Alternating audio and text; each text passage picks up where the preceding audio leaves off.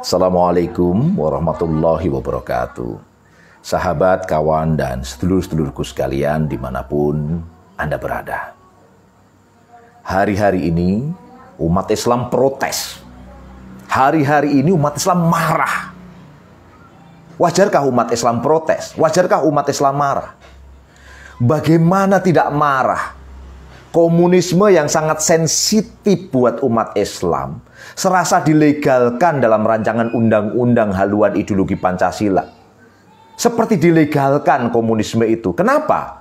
Karena TAP MPRS nomor 25 tahun 66 yang berisi pembubaran PKI dan pelarangan ajaran ideologi Marxisme, komunisme, dan Leninisme tidak dijadikan konsideran dalam RUU HIP itu.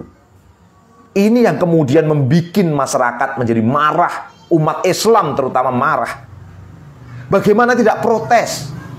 Pancasila dapat diperas kemudian menjadi Trisila, Ekasila.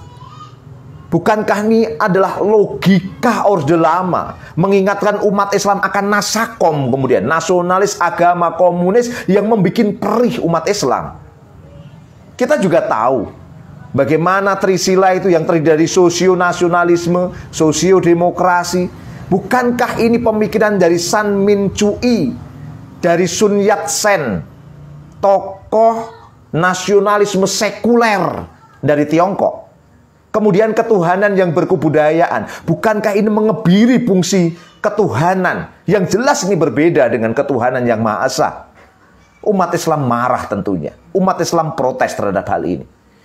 Anehnya, mereka yang tanda petik melegalkan komunisme ini dan terang benderang merubah Pancasila menjadi Trisila, Ekasila, mereka ini ternyata yang selama ini kuar-kuar saya Pancasila, saya Indonesia, dan menghadik pejuang-pejuang Islam untuk keluar dari Indonesia karena mereka dianggap tidak sesuai dengan Pancasila. Bukankah yang demikian ini pengkhianat sebenarnya? Pengkhianat yang berkedok pahlawan. Kalau memang fair, ayo kita fair-fairan deh. Seharusnya partai yang mengusulkan pelegalan tanda petik komunisme, perubahan Pancasila menjadi Trisila dan Ekasila, yang mengusulkan, partai-partai yang mengusulkan dan partai-partai yang menyetujui harusnya dibubarkan. Kenapa? Karena bertentangan dengan Pancasila, ingin merubah Pancasila. Plus oknum yang mengusulkannya harus dipidanakan, Jong. Pertanyaannya, apakah aparat hukum berani melakukan ini? Wani pora kira-kira? Nah, ini pertanyaan kalau mau fair dan adil sebenarnya. Anehnya kemudian dalam kondisi kayak begini, tega-teganya Sekjen PDI Perjuangan Hasto Kristianto malah kemudian membuat bargaining sepertinya, membuat tawar-menawar sepertinya, di mana dia memposisikan khilafahisme. Konteksnya sebenarnya dia ingin mengkritik khilafah, bahwa khilafahisme itu sebagai ideologi terlarang, selayaknya komunisme. Gila, luar biasa ini. Bagaimana mungkin khilafah yang ajaran Islam ini disamakan dengan komunisme sebagai ideologi terlarang? Ini jelas pelecehan ajaran Islam. Karena khilafah adalah ajaran Islam. Jelas ini. Ini adalah ajaran Islam yang agung. 4 mazhab menyetujui bahwa khilafah itu harus tegak di muka bumi ini. Alih-alih meminta maaf, malah menambah marah umat Islam dengan melecehkan ajaran Islam. Luar biasa ini. Dan saya mau berikan catatan merah juga di sini. Umat Islam ke depan bisa jadi akan semakin marah. Akan semakin marah sekali lagi. Kenapa? Karena RUU HIP ini tak sekedar beraroma pelegalan komunisme, tetapi sangat terang benderang melegalkan dan memperkuat sekulerisme radikal. Pasal 6 ayat 1 RUU HIP menyebutkan sendi pokok Pancasila adalah keadilan sosial. Ini bermakna apa? Keadilan sosial telah dilepaskan dari sila pertama, ketuhanan yang Maha Esa. Artinya Ketuhanan yang Maha Esa tidak lagi mendasari, meliputi dan menjiwai keadilan sosial. Luar biasa ini. Secara tidak langsung ini juga merubah makna pasal 29 ayat 1 UUD 45. Negara berdasar atas ketuhanan yang Maha Esa bisa jadi diubah menjadi negara berdasar atas keadilan sosial. Luar biasa. Sekularisme nampak jelas di sini. Kemudian di pasal 12 tentang ciri-ciri manusia Pancasila. Disebutkan di sana, manusia Pancasila yakni beriman dan bertakwa kepada Tuhan yang Maha Esa sesuai dengan agama dan kepercayaan masing-masing menurut dasar kemanusiaan yang adil dan beradab. Sejak kapan manusia kemudian menafsirkan Tuhan? Sejak kapan manusia kemudian mempersepsikan Tuhan dengan persepsi manusia? Jelas ini sekularisme, sinkretisme, bahkan ini adalah pluralisme. Clear semuanya.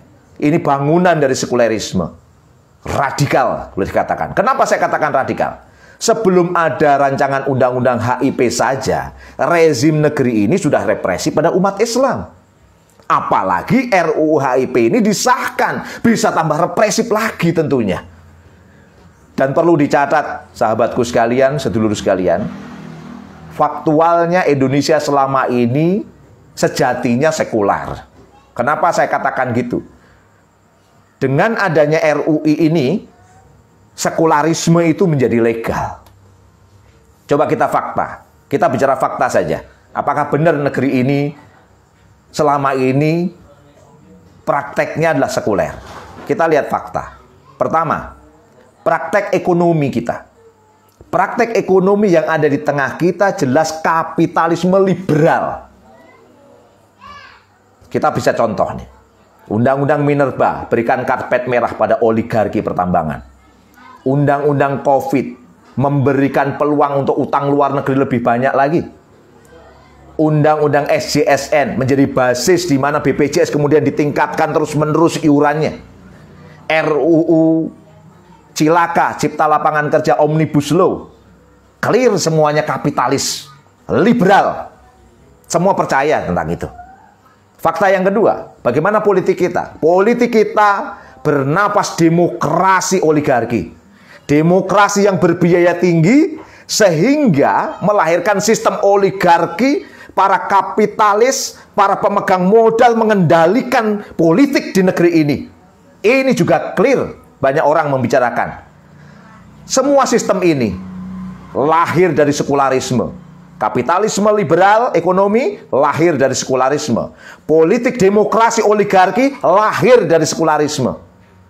RUU HIP akan menjadikan Indonesia terjerembab semakin dalam dan semakin dalam kubangan kapitalisme liberal dan legalnya paham sekularisme radikal ini. Dengan legalnya paham sekularisme radikal ini.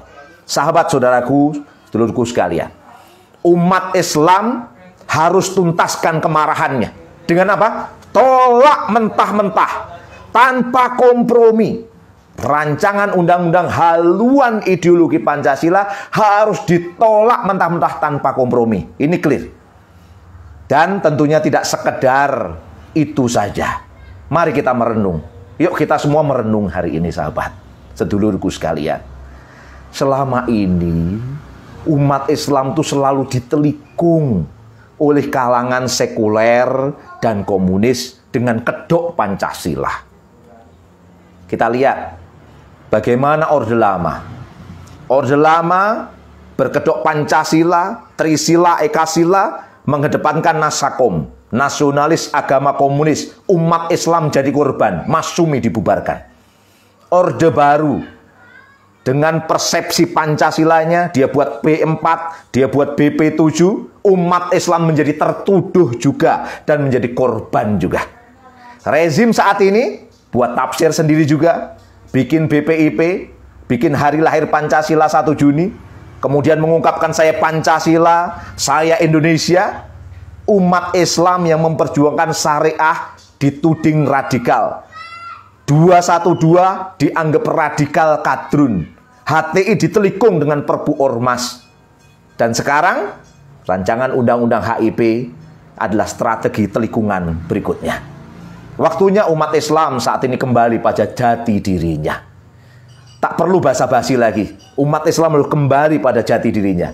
Waktunya bersuara dengan jelas, dengan lantang, dengan terang benderang, bahwa umat Islam menginginkan penerapan syariah Islam secara kafah dalam naungan tegaknya khilafah. Dan inilah asli suara para ulama pejuang Islam sejak tempo dulu. Mereka melakukan perlawanan kepada penjajah Belanda, penjajah Jepang dengan energi Islam. Dengan energi agar Islam diterapkan di muka bumi ini secara kafah. Dan buat non-muslim tidak perlu takut, tidak perlu khawatir. Kenapa saya katakan demikian? Karena komunisme, sekularisme radikal, dan kapitalisme telah menghancurkan manusia. Tidak hanya muslim, tapi juga non-muslim dihancurkan oleh komunisme, sekularisme radikal, dan kapitalisme. Waktunya kita untuk menggulung kapitalisme, waktunya kita untuk menggulung komunisme, waktunya kita untuk menggulung sekularisme radikal yang bersembunyi di belakang RUU HIP dengan teriakan, saya Pancasila, saya Indonesia. Dan mari kita berteriak terang hari ini, terapkan syariah Islam kafah dalam naungan khilafah. Perlu dicatat terang oleh kaum muslimin, sedulurku semuanya, komunisme, sekularisme jelas bertentangan dengan ajaran Islam. Seorang yang mengaku dirinya Islam, muslim, harus menjadikan muslim atau Islam secara keseluruhan sebagai bagian dari kehidupannya. Ya ayyuhalladzina amanu dkhulu fis-silmi kafah wala tattabi'u khutuwatis syaitan innahu lakum aduwwum mubin. Wahai orang-orang yang beriman, masuklah kalian ke dalam Islam secara kafah dan janganlah kalian ikuti langkah-langkah syaitan, karena sesungguhnya syaitan adalah musuh yang nyata bagimu.